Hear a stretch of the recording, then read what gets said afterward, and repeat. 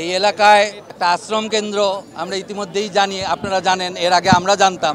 সেইটা তো একটা কারাগার, সেটা তো অন্ধকার প্রকোষ্ঠ, সেখানে আলো ঢুকে না, সেখানে বাতাস ঢুকে না, সেখানে কোনো আপনার কোনো বলা হয় উনি পরিচর্যা করতেন, উনি কিভাবে পরিচর্যা করতেন? তার যে আচরণ, তার যে অধ্যত, তার মূল কারণ ছিল রাষ্ট্রযন্ত্রের এক শ্রেণীর লোকদের জন্য, এক শ্রেণীর লোক তাকে সাপোর্ট করত। নীরবে নিভৃতে এই তথাকথিত ওল্ড এইজের নামে জনগণের উপরে, সাধারণ মানুষকে এক ধরনের ব্ল্যাকমেলিং করে তিনি পৈশাচিক কর্মকাণ্ড এই আশ্রমের নামে, এই কারাদণ্ডের একটা কারাগারের কক্ষের মতো অথবা একটা গরাতখানায় জল্লাদের ভূমিকায় নিয়োজিত ছিল এই তথাকথিত মিল্টন সমাদ্দার।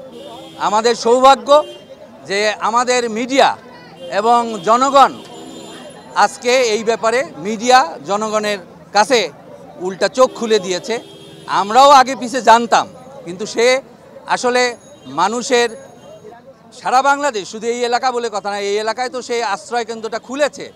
এবং আমি যেই জিনিসটা একটা ভিন্ন মাত্রায় একটা কথা বলতে চাই, হাজার হাজার কোটি কোটি টাকা সে, এটা আমরা আগেও জানতাম, সে নিত। আমাদের এলাকাও যারা এখানে আমরা আসি, এলাকার বাসিন্দা, স্থায়ী বাসিন্দা কিংবা অস্থায়ী বাসিন্দা অথবা সমাজের ব্যাপারে আমরা কম বেশি কথা বলার চেষ্টা করি, ন্যায়ের পক্ষে থাকার চেষ্টা করি, তারা লক্ষ্য করেছি হাজার হাজার কোটি টাকা তিনি আয় করেন।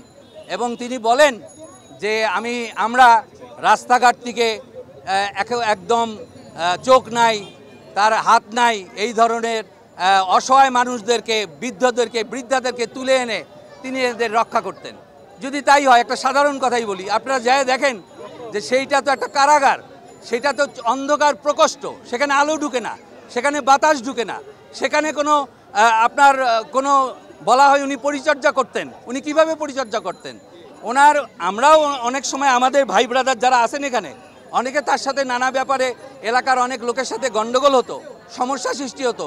সেখানে সমাধান করতে যাওয়ার পরে তার যে আচরণ, তার যে অধ্যত, তার মূল কারণ ছিল রাষ্ট্রযন্ত্রের এক শ্রেণীর লোকদের জন্য, এক শ্রেণীর লোক তাকে সাপোর্ট করত।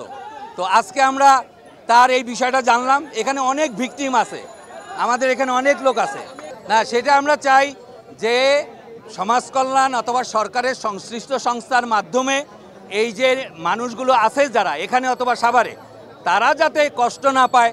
কারণ হাজার হাজার কোটি টাকা তো মানুষ থেকে নেওয়া হয়েছে, দেশি বিদেশি, সেই টাকা সরকারের একটি সংশ্লিষ্ট মাধ্যমে তাদেরকে যাতে লালন পালন করা হয়। যে দরিদ্র মানুষগুলো, এরা তো কোনো অপরাধ করে নাই, কিন্তু সেই মানুষকে দিয়ে মিল্টন অপরাধ করত, ব্যবসা করত। কিন্তু আমরা চাই তাদেরকে একটা সংস্থার মাধ্যমে, একটা কমিটির মাধ্যমে, সরকারি তদারকিতে, সমাজ কল্যাণের মাধ্যমে হোক, যার মাধ্যমে হোক, এই সমস্ত যারা এখন আছে তাদেরকে যাতে রক্ষা করা যায়, তাদেরকে যাতে জীবনটা রক্ষা করা যায়, এটা অবশ্যই আমরা চাই।